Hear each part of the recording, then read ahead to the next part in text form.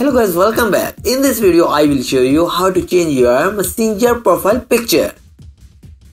First step is open the Facebook app on your mobile device. You can press the menu symbol that appear as 3 horizontal bar in the right section of your display and choose your ID. Hit your ID name.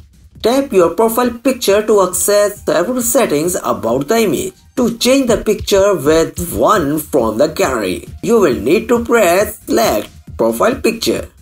Select a photo from the gallery. You can also tweak the picture in this menu. Your options include adding frame, making your avatar picture, select profile video, and adding designs. After selecting your picture, you will be able to edit it.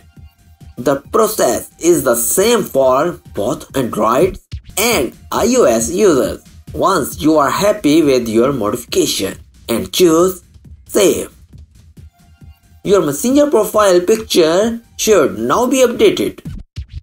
There is also a problem with this video, so ask about these comments any problem related to social media and internet.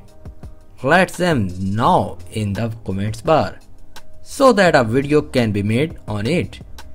Please like this video and subscribe our channel and press icon for any updates and notifications. Thanks for watching.